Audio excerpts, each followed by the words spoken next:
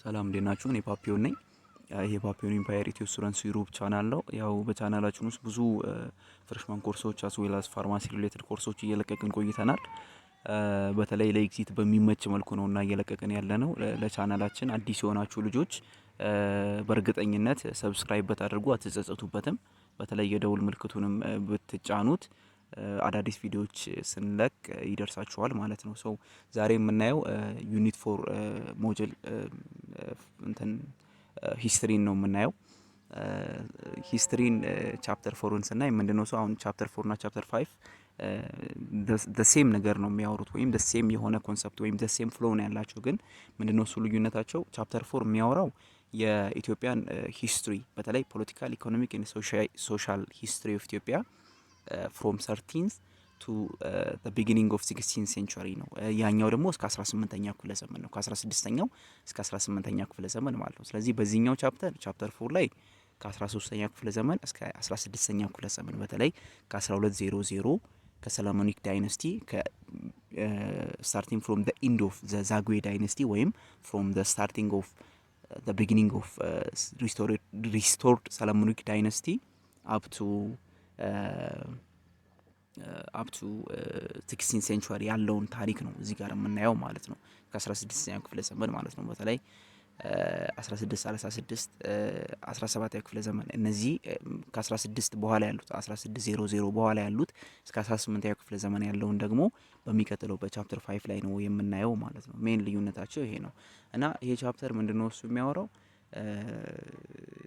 ኢትዮጵያ ውስጥ በዚህ ፔሪድ ወይም ከ13ኛው ክፍለ ዘመን እስከ 16ኛው ክፍለ ዘመን ወደ 400 ምናምን አመታት ወይም ከ300 እስከ 400 አመታት በዚህ አመታት ውስጥ የተደረጉት ታሪክ አሁን ላይ ያለችውን ኢትዮጵያን ዲፋይን ያደርጋሉ እና አሁን ላለችው ኢትዮጵያ ቤዝ የሆነ ነገር ጥለው አልፈዋል ተብሎ ነው የሚታሰበው። ለዛም ነው የምንማረው እና ሜንሊ ምንድናቸው ፖይንቶቹ በዚህ ቻፕተር ውስጥ የመጀመሪያው የምናየው ሪስቶሬሽን ኦፍ ሰለሞኒክ ዳይነስቲ ሰለሞኒክ ዳይነስቲ እንዴት ነው ሱ ሪስቶርድ የሆነው በማን ነው ሱ ሪስቶርድ የሆነው የሚለው እናያለን አስ ፈርስት ፖይንት።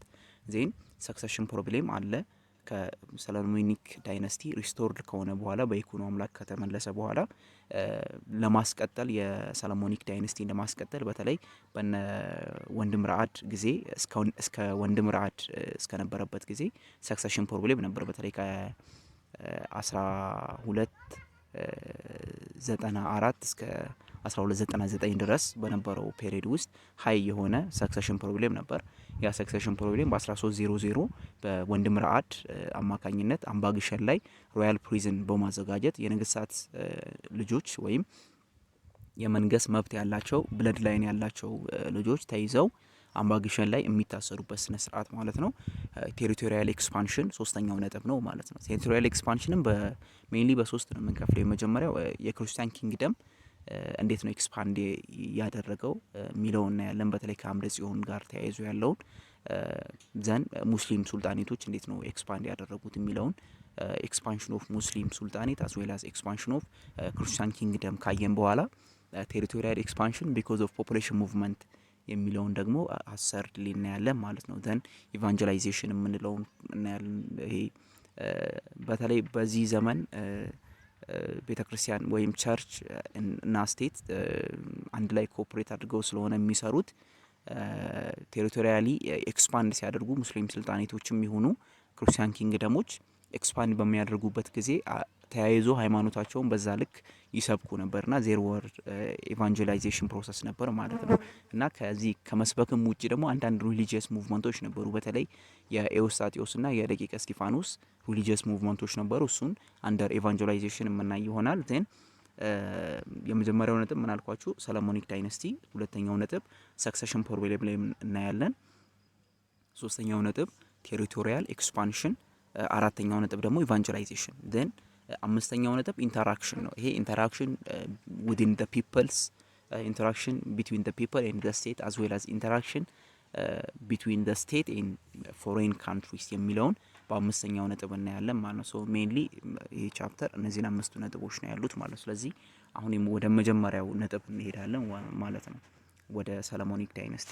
ሶ as unit objective ስናየው ለምሳሌ የመጀመሪያው as objective ይሄ ዩኒት ካለቀ በኋላ we have to be able to define the concept of restoration of Solomonic dynasty የምንለው ከምን የታሪክ መዝገብ ላይ ተነስተን ነው እንደዛ የምንለውና ምን ማለታችን ነው restoration of Solomonic dynasty ስንል የሚለውን ኤክስፕሌን እናደርጋለን which is point number 1 explain the succession problem and the role of ambiguation in Christian kingdom succession problem ምን ነበር እና ambiguation ይሄ royal prison ያልኳቸው የተገነባበት ቦታ ያ ለክርስቲያን ኪንግደም የሚሰጠው ሮል ምን ነበር የሚለውን ካየን በኋላ ወደ ሶስተኛው ነጥብ ወይም ወደ ቴሪቶሪያል ኤክስፓንሽን እንሄዳለን ማለት ነው ሜንሊ የክርስቲያን ኪንግደም ቴሪቶሪያል ኤክስፓንሽንን ካየን በኋላ አራተኛ ላይ የእስላም ኪንግደምን ቴሪቶሪያል ኤክስፓንሽን ያለን ዜን ኢንተራክሽን ነው between the state between the people and the state between the state and foreign country የሚለውን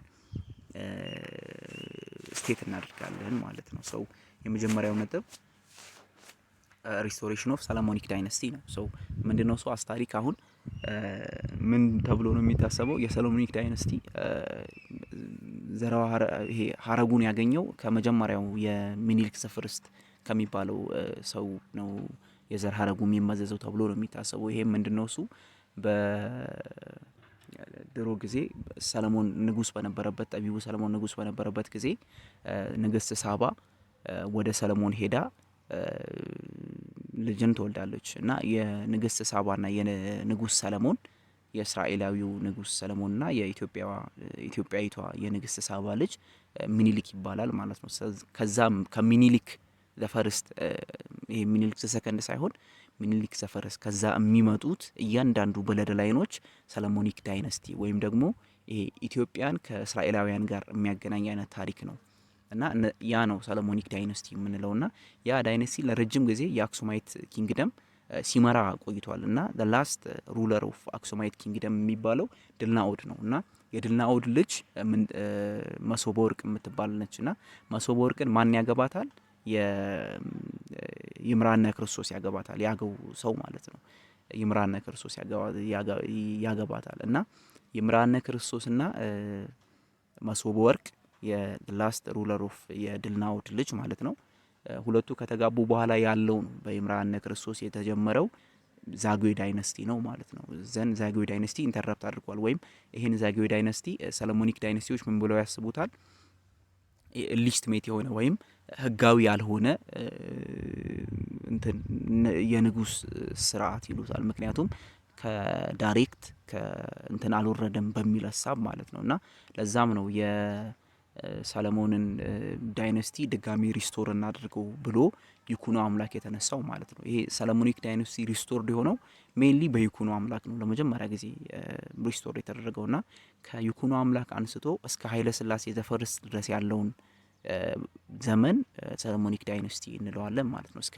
ኃይለ ሥላሴ ድረስ ዘልቋል እና እዚህ ጋር ይሄ the word ሰሎሞኒክ የምንለውና the word restoration የምንለው it is put in quotation mark ውስጥ ይቀመጣል ይሄ quotation mark ውስጥ ይቀመጣል ምክንያቱም ሌጀንደሪ የሆነ ታሪክ ነው እንጂ ፋክት የሆነ ኤቪደንስ ስለሌለን ነው በታሪክ እንደዛ quotation mark ውስጥ የምናስቀምጠውና ይሄ ሌጀንደሪ መዝገብ ተመዝግቦ የሚገኘው ክብረ ነገስት ወይም ደግሞ ግሎሪ ኦፍ ዘ ኪንግ በሚባለው የኢትዮጵያን ዶክመንት ነው ማለት ነው ይሄ ክብረ ነገስት የኢትዮጵያን ሰዎች ከጁዶ ክርስቲያን ትራዲሽን ጋር ያገናኛቸዋል ማለት ነው ኢትዮጵያና እስራኤላውያን ለምሳሌ አሁን ኃይለ ሥላሴ ዘእምነገደ ይሁዳ ይባላል እነዚህ ይሁዳ የምንላቸው ይሄ የይሁዳ የሌዊ የቢንያም ዘር የሚባሉት ያዕቆብ የ12ቱ ዘር የሚባሉት የእስራኤላውያን ዘር ናቸውና ራሳቸውን ከእስራኤላውያን ጋር የሚያገናኙበት በጣም የኢትዮጵያን ሰዎች ከእስራኤል ሰዎች ጋር የሚያገናኙበት ጁዶ ክርስቲያን ትራዲሽን ያለው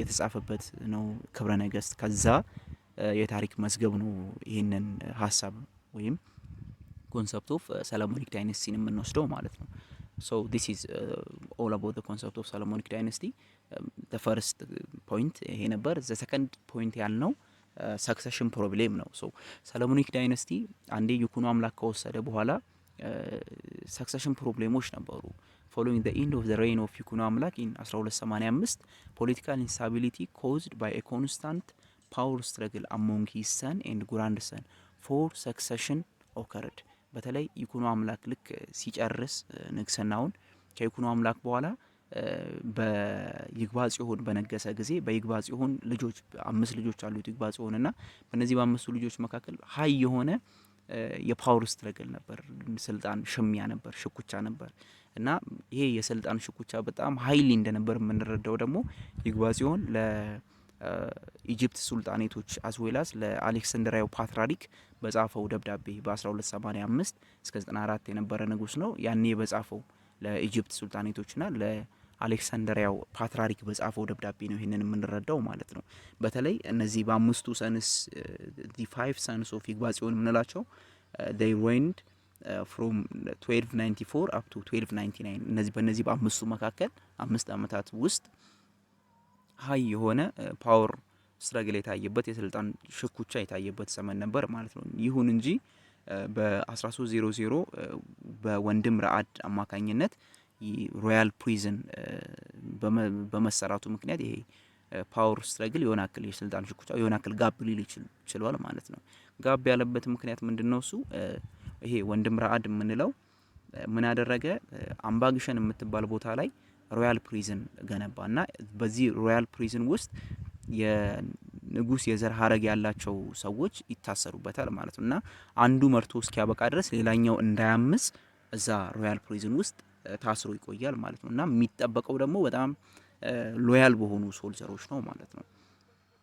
The succession problem seems to have been partially resolved in 1300 during the reign of ወንድም ረአድ following the establishment of royal prison at Ambagshan located in present day southern Wallo where all male member of royal family were confined until one among them was instilled in power እና ሲታሰሩ የነበሩት ደግሞ ወንዶች ነበሩ ማለት ነው። when the monarch died ልክ ሲሞት ንጉሱ ኮርቱ ምን ያደርጋል? ይመርጣል ሄዶ ከዛ ሰክሰሰሩን ወይም የሚተካውን ንጉስ ይመርጣል ማለት ነው። ይሄ ስነ ስርዓት ኢማም አህመድ ኢብራሂም አልጋዚ ወይም አህመድ ግራኝ እስኪነክስ እስኪያጠፋው ድረስ ይሄንን ስነ ስርዓት ቆይቷል ማለት ነው። እስከ 1540 ድረስ ማለት ነው ይሄ ስነ ስርዓት ቆይቷል። 1540 ላይ ግን በተለይ 1529 ላይ አህመድ ግራኝ ድል በነሳው ጦርነት አት the battle of ሸምቡራ ቁሬ በኋላ ላይ የምናየው 1529 ላይ አት the battle of ሸምቡራ ቁሬ ላይ አህመድ ግራኝ እነ ልብነ ድንግልን ያሸነፈበት ባትል ነው። አፋርና ሶማሌ ሰዎችን አስተባብሮ ያኔ ይሄን ስነ ስርዓት አምባግሸን ላይ ያለውን ሮያል ፕሪዝን አጥፍቶታል ማለት ነው። እስከዛ ድረስ ይሄ ስነ ስርዓት ቆይቶ ነበር ማለት ነው። so this is all about the succession problem. so ሶስተኛው ነጥብ ደግሞ ቴሪቶሪያል ኤክስፓንሽን የምንለው ነው። so መጀመሪያ ላይ እንዳለው ቴሪቶሪያል ኤክስፓንሽንን ሜንሊ በሁለት እንከፍለዋለን፣ የሶስት እንከፍለዋለን። ክርስቲያን ኪንግደም ኤክስፓንድ ያደረጉበትን፣ ሙስሊም ሱልጣኔቶች ኤክስፓንድ ያደረጉበትን እና ቢኮዝ ኦፍ ፖፑሌሽን ሙቭመንት የነበረውን ቴሪቶሪያል ኤክስፓንሽን እናያለን ማለት ነው። ግን እዚህ ጋር ምን ያደርገዋል? የክርስቲያን ኪንግደም ኤክስፓንሽንን ካየን በኋላ ከክርስቲያን ኪንግደም ቴሪቶሪያል ኤክስፓንሽን ጋር ተያይዞ ያለውን ኢቫንጀላይዜሽን እና ሪሊጂየስ ሙቭመንት አስከትሎ ያቀርብልናል ማለት ነው ሞጁሉ። ሶ ይሄን ካየን በኋላ መጀመሪያ ክርስቲያን ኪንግደም ቴሪቶሪያል ኤክስፓንሽኑ ምን ይመስል ነበር የሚለው እናያለን። ዘን ኢቫንጀላይዜሽን ውስጥ ደግሞ የተለያዩ ሰዎች አሉ፣ እነ ኢየሱስ ሞዓ፣ እነ ተክለ ሃይማኖት፣ እነ ያዕቆብ የምንላቸው ሰዎች አሉ። ዲፈረንት ሮል አላቸው ኢን ዲ ኢቫንጀላይዜሽን ፕሮሰስ።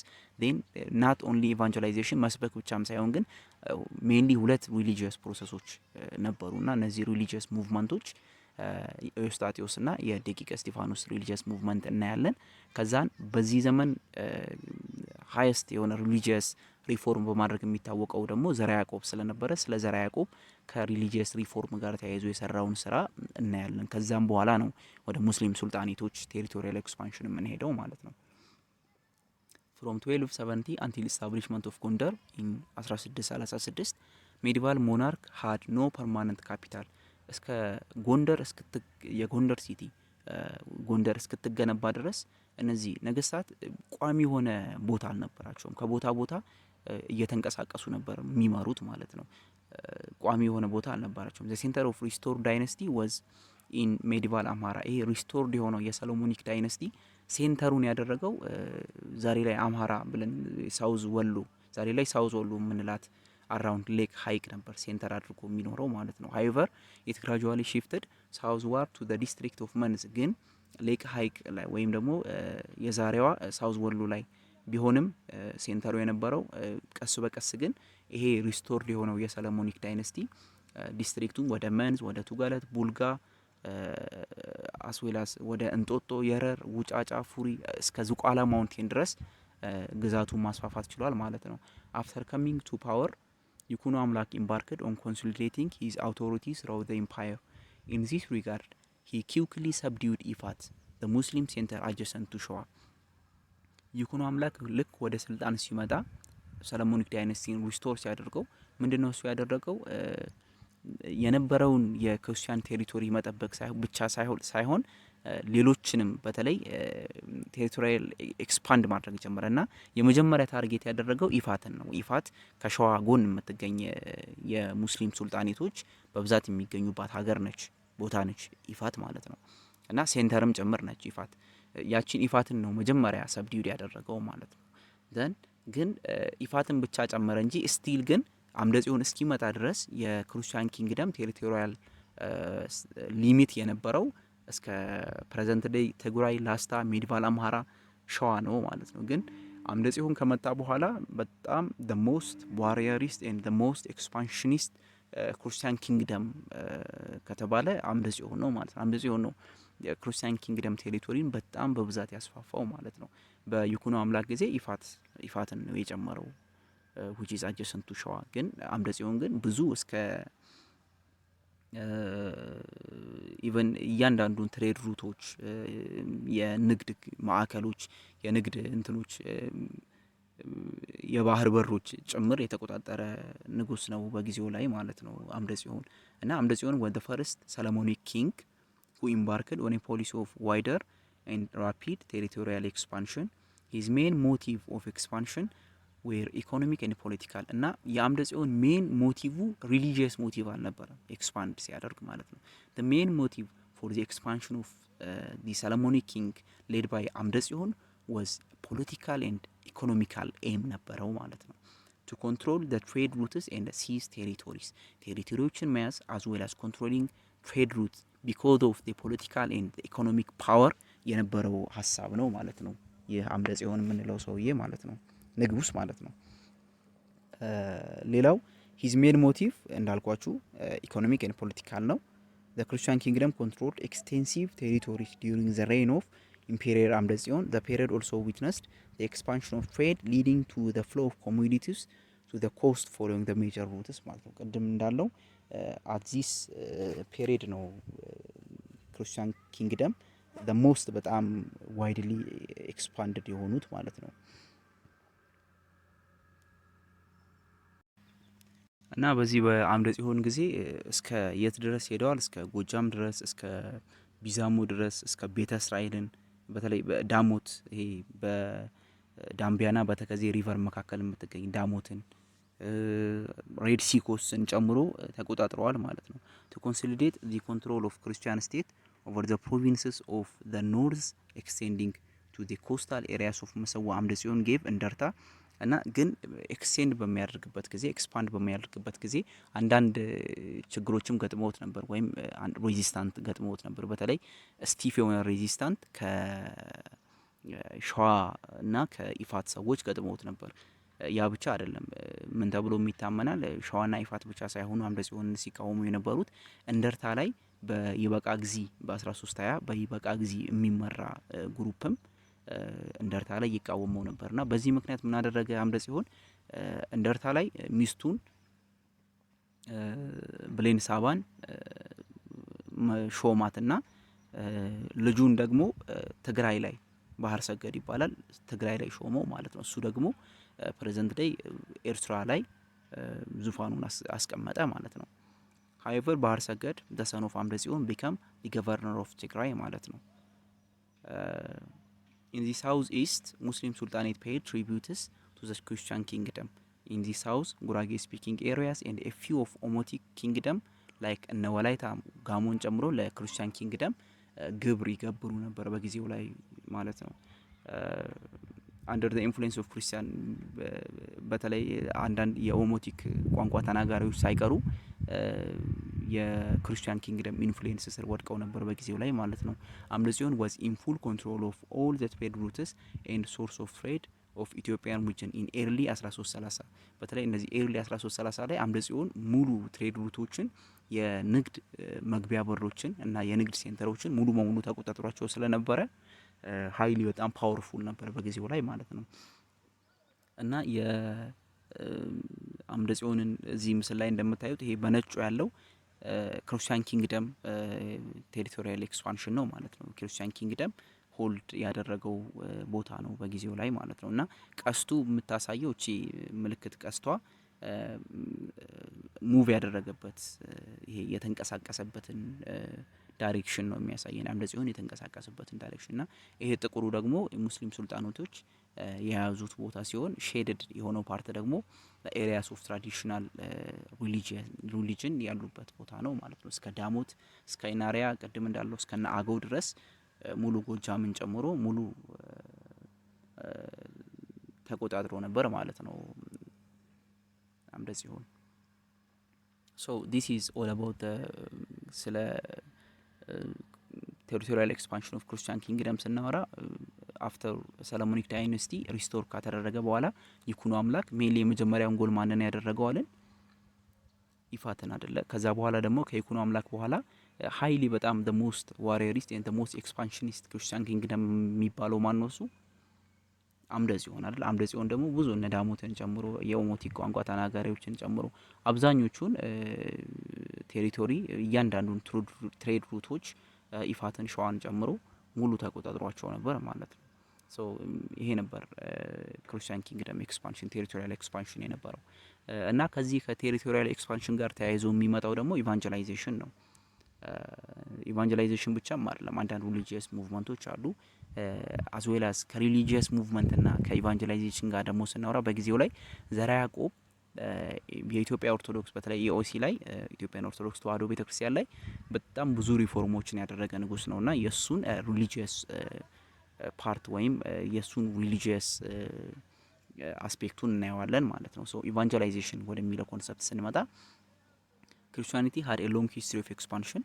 Church and their believers had been in existence long before expansion of Christian kingdom. Even Christian kingdom expand ከማድረጉ በፊት ክርስቲያኒቲ ነበር፣ ኢቫንጀላይዜሽንም ነበር። በተለይ ሸዋ ውስጥ ለዚህ እንደ ምሳሌነት እንደ አብነት የሚጠቀሰው ምንድነው? እሱ ሸዋ ውስጥ ኤርሊ ክርስቲያኖች ነበሩ እና እነዚህ ሸዋ ውስጥ የነበሩት ኤርሊ ክርስቲያኖች ኖርዘርን ፓርት ኦፍ ኢትዮጵያ ካሉት ክርስቲያኖች ጋር ሎንግ የሆነ እንትን ያደርጉ ነበር፣ ግንኙነት ያደርጉ ነበር፣ ርቀት ቢኖረውም ግንኙነታቸው ማለት ነው። those early Christian played important role in the spread of Christianity in several areas in the 13th century. በተለይ እነዚህ ኤርሊ ክርስቲያንስ ሸዋ ውስጥ የሚገኙት ደግሞ ክርስቲያኒቲ በጣም ስፕሪድ እንዲያደርግ ኢቫንጀላይዜሽን ፕሮሰሱን ሚና የተጫወቱ ብዙ ሰዎች ነበሩ ማለት ነው፣ ኤርሊ ክርስቲያንስ የሚባሉት። ከነዚህ ውስጥ ሜይንሊ 3 ይጠቀሳሉ። ኢየሱስ ሞዓ የምንለው አንድ አለ፣ አቡነ ተክለ ሃይማኖት የምንለው 2 አለ፣ ሶስተኛው ደግሞ ያዕቆብ የምንለው ነው። ኢየሱስ ሞዓ የምንለው ክርስትና ያልተዳረሰባቸው ቦታዎችና ክርስትና በጣም ትንሽ የሆነባቸው ልክ እንደነ ሸዋ አካባቢ ክርስትና በጣም ትንሽ የሆነባቸው ቦታ ላይ ክርስትናን ይሰብኩ ነበር ማለት ነው ኢየሱስ ሞዓ እነዚህ በሚሰብኩበት ጊዜ የአምደ ጽዮን ቴሪቶሪያል ኤክስፓንሽን ማድረጉ አስ አዲሽናል አድቫንቴጅ ሆኗቸዋል ማለት ነው። ሌላው አቡነ ተክለ ሃይማኖት የምንላቸው አባት ሲሆኑ እነዚህ አቡነ ተክለ ሃይማኖት ደግሞ ሞታላሚን ጭምር ወደ ክርስቲያኒቲ እስከ መቀየር የደረሱ አባት ናቸው። ዳሞት ላይ በጣም ክርስቲያኒቲን ያስፋፉ ሰዎች ናቸው።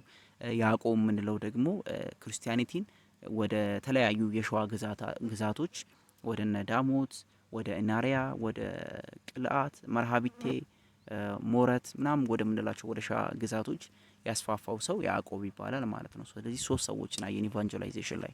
አንደኛው ማንን አየን? ኢየሱስ ሞዓ ምንለው። ኢየሱስ ሞዓ ምንድነው ያደረገው? ክርስቲያኒቲ በጣም ያነሰበት ቁጥሩ ያነሰበት እና ጭራሽ ያልነበረበት ቦታ ላይ ክርስቲያኒቲን በመስበክ የሚታወቅ ኢየሱስ ሞዓ የሚባል ሰው አለ። ሁለተኛው ላይ ደግሞ ተክለ ሃይማኖት አቡነ ተክለ ሃይማኖት የምንላቸው ደግሞ ሞታላሚን የቀየሩት ዳሞት አካባቢ የሰበኩት።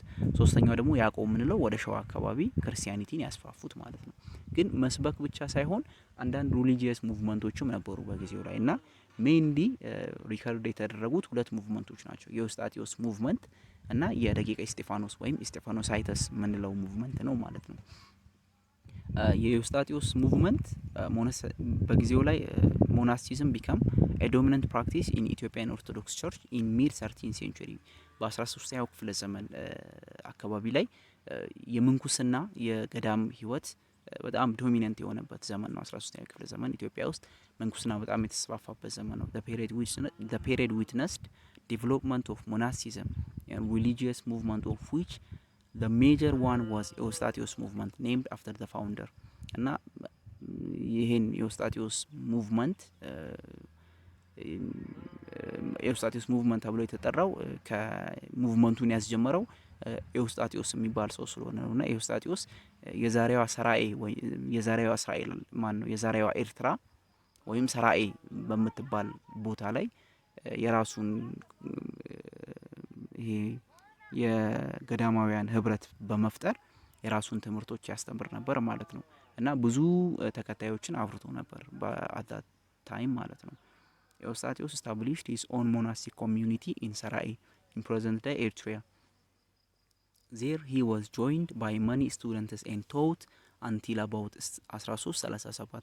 Among his teaching was the strict observance of Sabbath. በጣም ከኤዎስጣቴዎስ ትምህርቶች መካከል ሰንበትን በጣም ማክበር ነበር። ኤዎስጣቴዎስ በጣም ከሚታወቀው የሱ ትምህርት መካከል ስትሪክት ኦብዘርቫንስ ኦፍ ሳባት ዋናው ነበር ማለት ነው። when he was opposed ግን ይሄን በሚያደርግበት ጊዜ በጊዜው ላይ በነበሩ ኦርጋናይዝድ የሆኑ የኢኦሲ አባላት እንትን ደርሶበት ነበር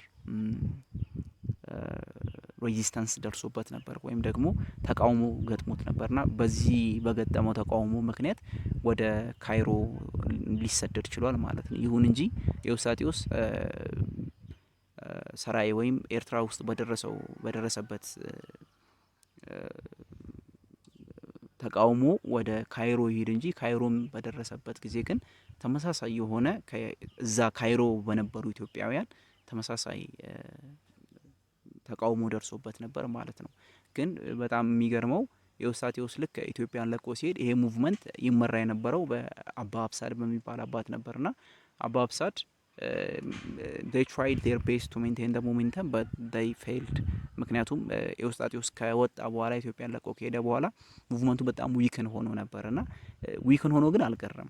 የሚገርመውና ልክ የኤዎስጣቴዎስ አንዳንድ ፎሎወሮች ሲመለሱ በተለይ እነ ባኪሞስ መርቆሪዮስ እና ገብረ ኢየሱስ ምንላቸው ልክ ከአርሜኒያ ወደ ኢትዮጵያ ሲመለሱ ሙቭመንቱ እንደ አዲስ ሪቫይቭ አድርጎ the followers of ኤዎስጣቴዎስ soon they become active and they dispersed to different monasteries in northern ኢትዮጵያ የተለያዩ ገዳማት ላይ ቶሎ ስፕሪድ ሊያድርጉ ችለዋል እንደ አዲስ ማለት ነው። the movement spread to areas like influence northern Tigray and Hamasan and the king and the Abun opposed the movement ይሁን እንጂ አሁንም ግን ኪንግ ደግሞ ይሄንን አልተቀበለውም ነበርና በአቃበ ይሄ በአቃቤ ሰዓት ሰረቀ ብርሃን በሚመሩ አባቶች ሙቭመንቱ በጣም ተቃውሞ ደርሶበት ነበር ማለት ነው። ተቃውሞ ብቻ ሳይሆን በጊዜው ላይ የነበረው ንጉስ አስሯቸው ነበር አንዳንድ የኤዎስጣቴዎስ አባቶች የኤዎስጣቴዎስ ደቀ መዛሙርትን ታስረው ነበር ማለት ነው። ደቀ መዛሙርቱ የታሰሩበት ምክንያት ደግሞ ምንድነው? እሱ በጊዜው ላይ ምን ብሎ አስቦ ነው ንጉሱ ይህ የሃይማኖት ክፍፍል የመንግስቴን ክፍፍል ያመጣል ብሎ ሰግቶ ስለነበር ማለት ነው። the monarch imprisoned some of the Eustathians owing to the fact that he feared that that dispute in the church could divide his kingdom. the clergy expelled Eustathian then clergy ኤዎስጣቴዎስን ኤክስፔል አድርጎታልና ፔሪፈራል ቦታዎች ላይ ሩቅ ቦታዎች ላይ ፔሪፈራል ኤሪያ ላይ ሰትል አድርጎ እንዲሰብክ ሆኗል ማለት ነው ዮስጣቴዎስ። ይሁን እንጂ የእሱ አንዳንድ ተከታዮች ግን በደብረ ቢሳንና በደብረ ሳን ውስጥ ስቲል ሆነው ስብከቱን አስቀጥለውታል ማለት ነው። ሁለተኛው ሞስት ሪሊጂየስ ሙቭመንት የሚባለው በጊዜው ላይ ደቂቀ እስጢፋኖስ ወይም ስጢፋኖሳይተስ የምንለው የደቂቀ እስጢፋኖስ ተከታዮች ናቸው። ስጢፋኖሳይተስ were a movement within Ethiopian monasticism called so after their founder and spiritual leader Abba Stephanos.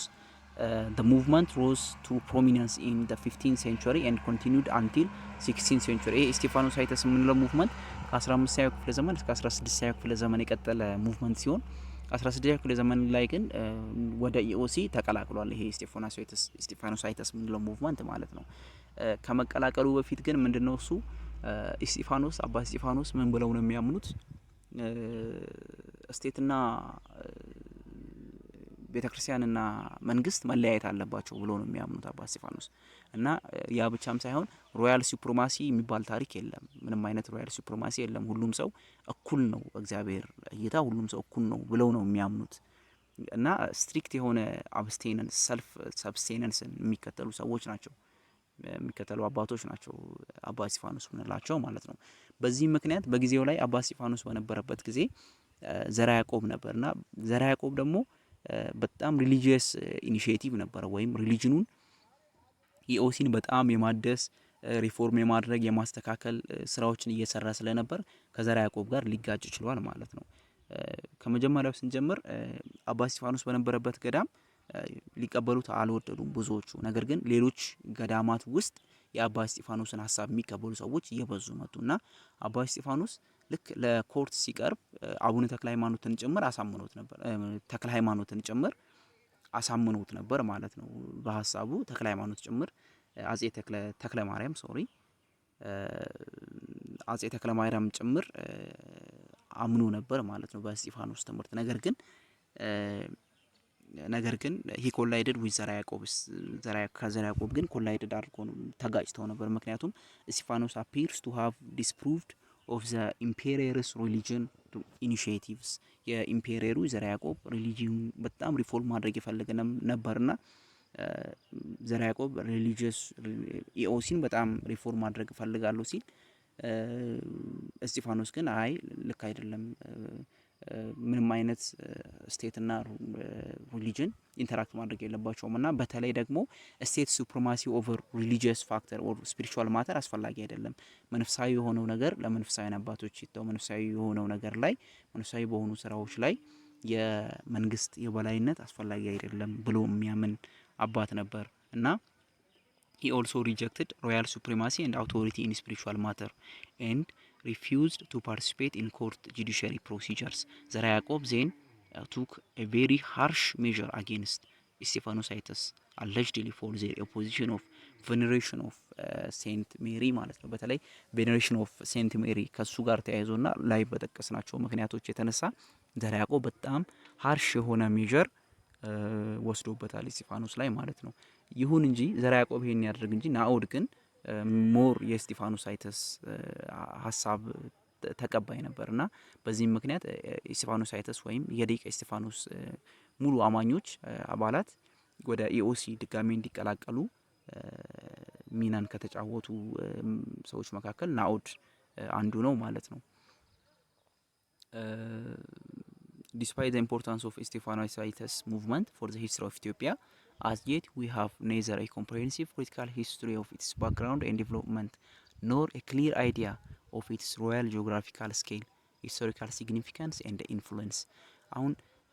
ዲስፓይት አሁን ላለችው ኢትዮጵያ ከሚሰጠው ጥቅም የስጢፋኖሳይትስ ሙቭመንት ከሰጠው ጥቅም ውጪ የነበረውን አቅም የነበረውን የስጢፋኖሳይትስ ባክግራውንድ ምናምን ግን በቂ የሆነ ኤቪደንስ የለንም ማለት ነው። ከዚህ ጋር ተያይዞ የምናየው ሶስተኛው ነጥብ ኦን ሪሊጂየስ ሙቭመንት ሶስት አየን። የዮስጣቴዎስ ሙቭመንት አየን። ስትሪክት ኦብዘርቫንስ ኦፍ ሰባት የምንለው ትምህርት በዮስጣቴዎስ የሚመራው ዮስጣቴዎስ ከለቀቀ በኋላ የሆነ አክል ደከመ። ልክ እነ ባኪሞስ እነ መርቆሪዎስ ደግሞ ሲመለሱ የዮስጣቴዎስ ተከታዮች ሙቭመንቱ ድጋሚ ሪቫይቭ አደረገ ዮስጣቴዎስ። ሁለተኛው ደግሞ ደቂቀ እስጢፋኖስ የምንለው ስቴት ሴኩላሪቲ ይሄ ስቴት ኤንድ ሪሊጅን ሴኩላር የምንለው ኮንሰፕት መለያየት አለባቸውና ሮያል ሱፕሪማሲ አያስፈልግም የሚለውን ኮንሰፕት አየን። ሰርድሊ ደግሞ የዘርዓ ያዕቆብን ሪሊጂየስ ሪፎርም ነው የምናየው ማለት ነው። ኢምፔሪየር ዘርዓ ያዕቆብ ቱክ ሰቨራል ሜጀርስ ቱ ስቴቢላይዝ ኤንድ ኮንሶሊዴት ዲ ኦርቶዶክስ ቸርች. First, he settled the conflict among the Ethiopian clergy in order to create amicable church-state relationship. In this regard, he made peace with the house of Eustathius by reviving Sabbath in Ethiopian church, and Eustathian agreed to receive holy order from the Ethiopian prelates. Further, he urged the clergy to preach Christianity in remote areas. Besides, he ordered the people to observe fasting on Wednesday and Friday. ጌት ፋዘር ኮንፊሰር ዘርዓ ያዕቆብ ምንድነው ያደረገው? በዚህ በ15ኛው ክፍለ ዘመን የነበረ ሰው ሲሆን በዘርዓ ያዕቆብ ጊዜ ነው ይሄ መስቀል ማሰር፣ ንስሐ አባት መያዝ፣ አርብና ሮብ መጾም የሚባሉት ኮንሰፕቶች የመጡት በዘርዓ ያዕቆብ ጊዜ ነው ማለት ነው። ዘርዓ ያዕቆብ ነው አርብና ሮብ እንዲጾም ያደረገው፣ ምእመናን የንስሐ አባት ፋዘር ኮንፌሰር እንዲይዙ ያደረገው ያዘዘው ዘርዓ ያዕቆብ ነው። ያ ብቻ አይደለም። ዘርዓ ያዕቆብ በጊዜው ስምምነት ከኤዎስጣቴዎን ቤተሰቦች ይሄ ከኤዎስጣቴዎስ ሙቭመንት ጋር ከነሱ ጋር ስምምነት ፈጥሯልና ኤዎስጣቴዎስ ሜን ቲቺንግ ሴንተሩ ቲቺንግ አይዲዮሎጂው ምንድነው ብያቸዋለሁ ቅድም ስትሪክት ኦብዘርቫንስ ኦፍ ሰባት እና ያን ስትሪክት ኦብዘርቫንስ ኦፍ ሰባት አዟል ማለት ነው። ሙሉ የኦሲዩም ስትሪክት ኦብዘርቫንስ ኦፍ ሰባትን እንዲከተል አድርጓል ዘርዓ ያዕቆብ።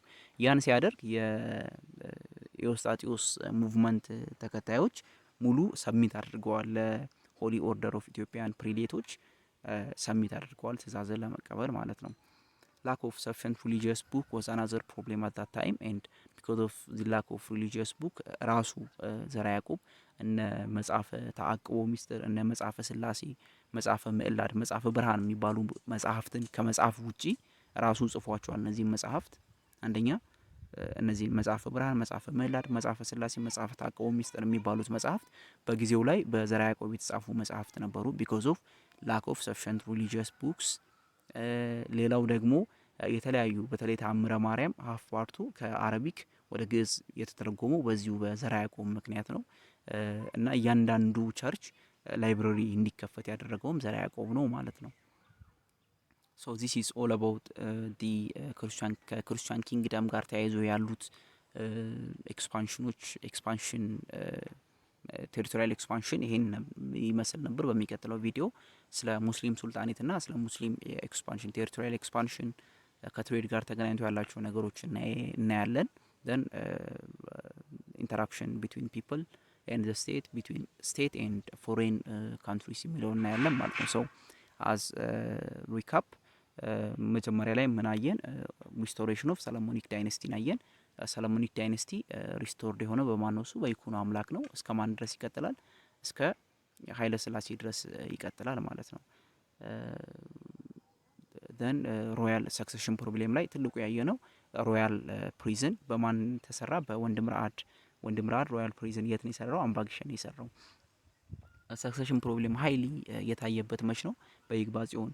ምን አይነት ዶክመንት ላይ ነው ሰክሰሽን ፕሮብሌም እንዳየ የምናውቀው? ይግባ ጽዮን ለሱልጣኔት ኦፍ ኢጅፕትና ለአሌክሳንድራዊ ፓትርያርክ በጻፈው ደብዳቤ ላይ። ሌላው ቴሪቶሪያል ኤክስፓንሽን ኦፍ አምደ ጽዮን ነው አይደለ? ቴሪቶሪያል ኤክስፓንሽን ኦፍ ክርስቲያን ኪንግደም ማንን አየን? ይኩኖ አምላክ። ይኩኖ አምላክ መጀመሪያ ማንን እንትን አለ? ኢፋትን ሰብዲዩድ ያደረገ እና ውስን ነበር ክርስቲያን ቴሪቶሪ፣ ግን በአምደ ጽዮን ጊዜ በጣም ቫስት የሆነ ቦታዎችን ይዘዋል ማለት ነው።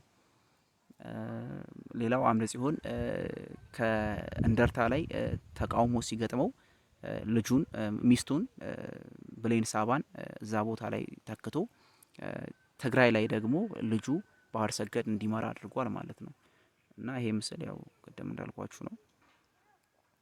ከዛ ኢቫንጀላይዜሽን ላይ ማንን አየን? ሶስት ሰዎችን አየን። ኢየሱስ ሞዓ የሚባለውን አየን።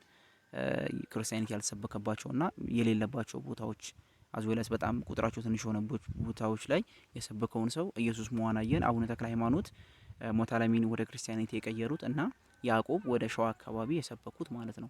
ሪሊጂየስ ሙቭመንት ደግሞ ሜንሊ ሁለትን ያየ ነው።